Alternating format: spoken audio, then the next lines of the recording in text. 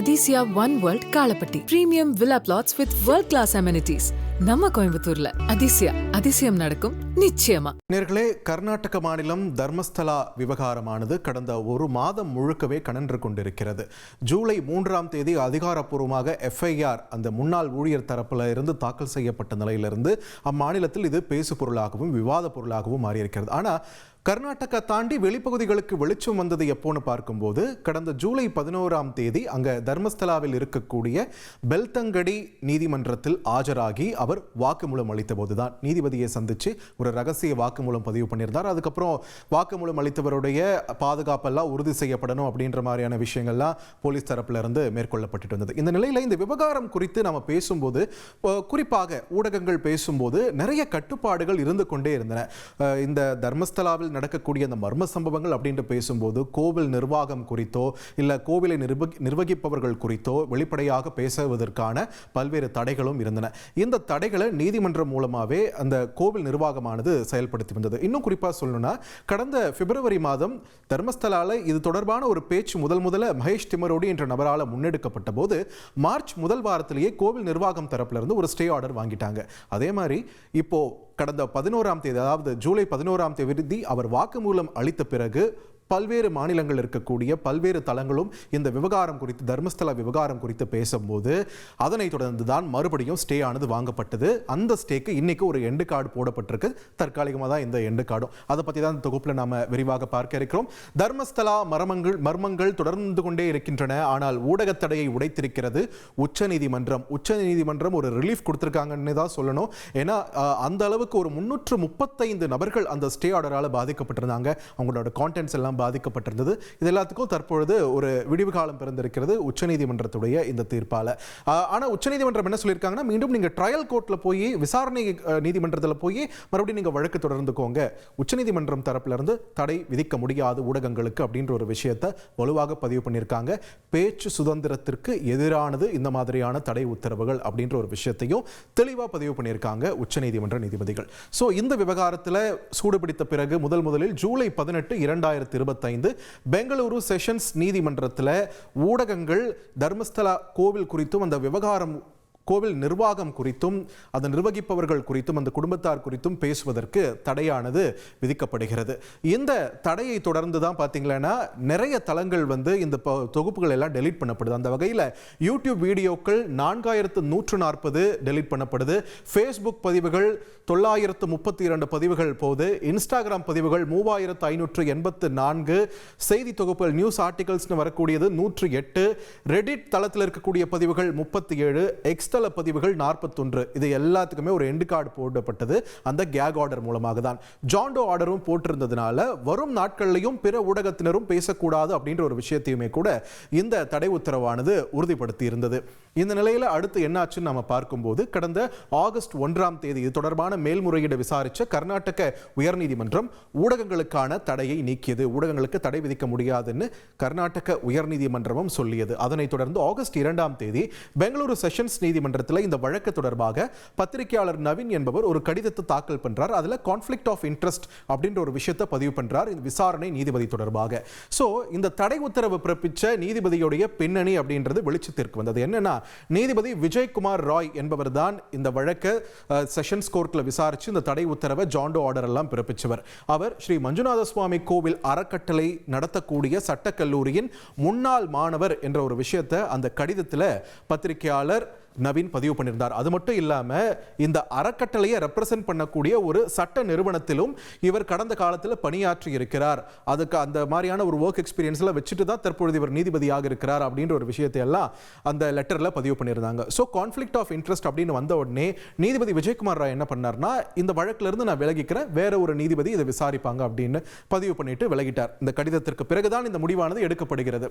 So அதுக்கு அடுத்தது என்னாச்சு, ஆகஸ்ட் 6, 2025 இப்போ இந்த வழக்கை யார் டீல் பண்றாங்கன்னு பார்க்கும்போது நீதிபதி அனிதா என்ற ஒரு நபர் தான் இதற்கு நியமிக்கப்படுகிறார்.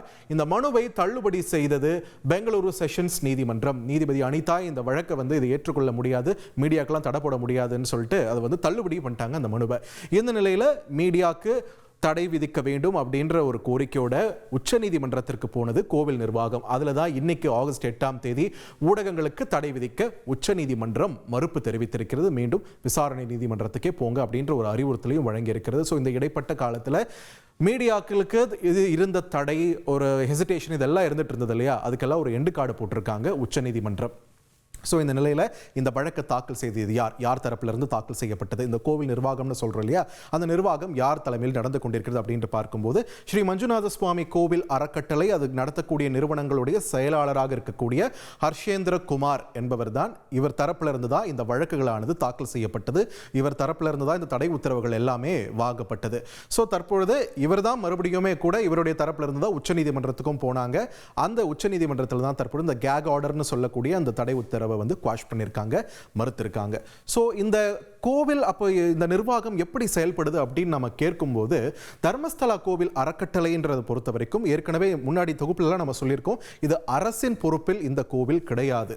கடந்த 800 ஆண்டுகளாக 21 தலைமுறைகளாக ஒரு ஜைன குடும்பம் தான் இந்த கோவில் நிர்வாகத்தை மேற்கொண்டு வருகிறது. இதுக்காகவே இந்த அறக்கட்டளை உருவாக்கப்பட்டு இந்த ஒரே குடும்பத்தினர் தான் வழி வழியாக கோவிலை நிர்வகித்துக் கொண்டிருக்கிறார்கள்.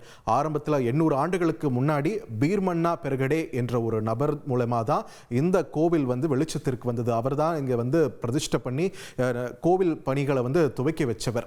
ஸோ பீர்மன்னா ஹெக்டேக்கு அப்புறம் அவருடைய சந்ததியினர் வழி வழியாக இந்த கோவிலை நிர்வகிச்சுட்டு வந்தாங்க. ஒரு கட்டத்தில் இது அறக்கட்டளையாக மாற்றப்பட்டு தொடர்ந்து அவங்க குடும்பத்துடைய கட்டுப்பாட்டில் தான் இருந்தது. இப்போ நீங்க திரையில் பார்க்கக்கூடியது கடந்த 4 தலைமுறைகளாக பொறுப்பில் இருக்கக்கூடியவர்கள். முதல்ல இருக்கக்கூடியவர் சந்தையா ஹெக்டே, இரண்டாவது இருக்கக்கூடியவர் மஞ்சையா ஹெக்டே, மூன்றாவது இருக்கக்கூடியவர் ரத்னவர்மா, இங்க 4ஆவதாக இருக்கக்கூடியவர் தான் தற்பொழுது கோவில் அறக்கட்டளையின் தலைவர், தர்மாதிகாரி, பட்டாதிகாரி என்று பல பெயர்கள் உண்டு. தலைவர் பொறுப்பில் இருக்கக்கூடியவர் இவர் யார் என்று நாம் பார்க்கும்போது, தர்மஸ்தலா கோவில் அறக்கட்டளையின் தலைவர் தர்மாதிகாரி வீரேந்திர ஹெக்டே. இவருக்கு கர்நாடகாவை பொறுத்த வரைக்கும் ரொம்பவே ஒரு பவர்ஃபுல்லான மனிதர் என்று சொன்னால் மிகையாகாது.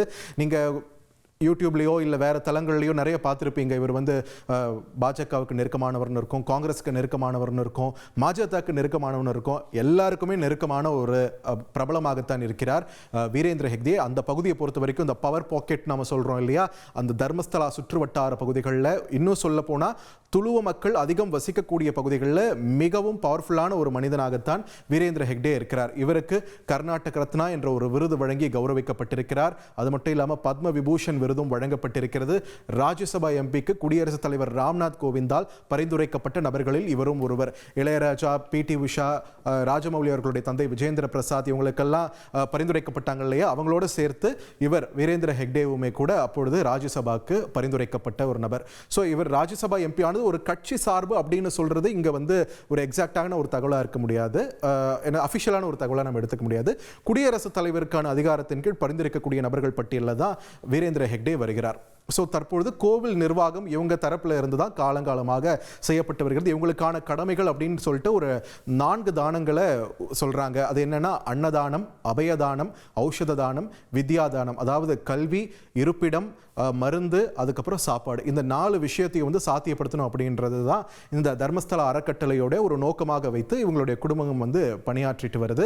அதே நேரத்தில் இதன் அடிப்படையில் தான் பல்வேறு கல்லூரிகள் ஒரு ஸ்பெஷலான ஒரு கிச்சன், ஒரு நாளைக்கு 50,000 பேருக்கு உணவளிக்க கூடும் விதமாக ஒரு பிரம்மாண்ட கிச்சன், இது எல்லாமே தர்மஸ்தல அறக்கட்டளையின் கீழ் தான் செயல்பட்டு வருகிறது. ஆனால் வீரேந்திர ஹெக்டே தன்னுடைய 19வது வயதில் கோவில் நிர்வாகம் இவர் கைக்கு வருகிறது.